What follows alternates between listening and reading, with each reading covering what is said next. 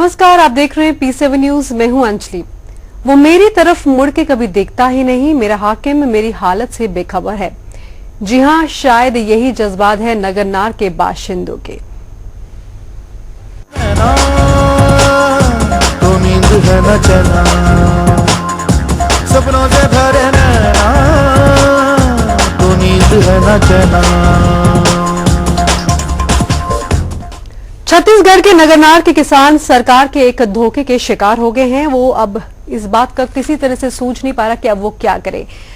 NDMC ने इसी गांव के लोगों को करीब 400 एकड़ जमीन लेकर एक स्टील प्लांट की बुनियाद रखी थी। आपको बता दें, इन गांव वालों को सपना दिखाया गया था कि इस जमीन के मुआवजे के साथ नौकरी भी मिलेगी, लेकिन अब तक इन्हें मिले हैं सिर्फ बुनियाद के 2 पत्थर और स्टील प्लांट का एक बोर्ड।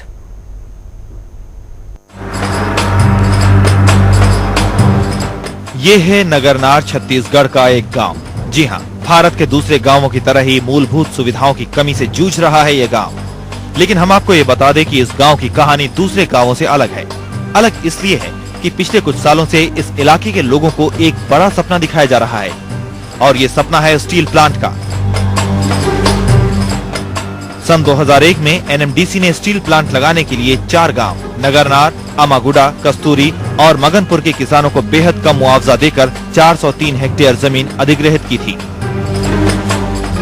लेकिन आश्चर्य की बात तो यह है कि प्लांट का काम शिलान्यास से आगे बढ़ा ही नहीं।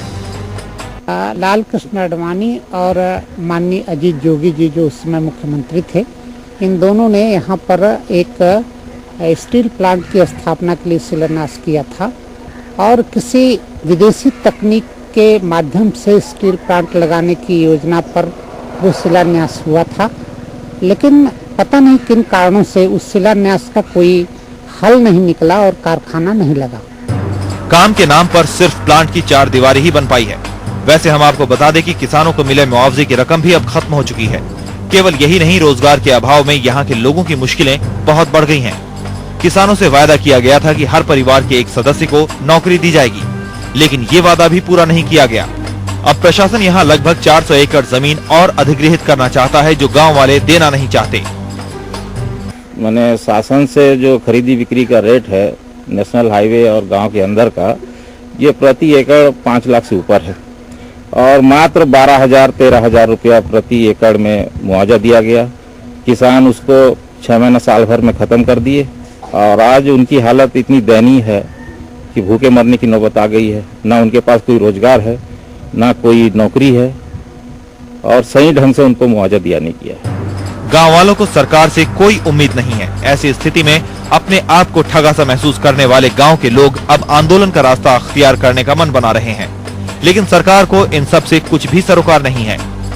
कुछ भी लेना देना शायद इसलिए नहीं है क्योंकि वो इस इलाके को एक और सिंगूर बनाने पर आमादा है। Ajay Sharma, P7 news, Bastar.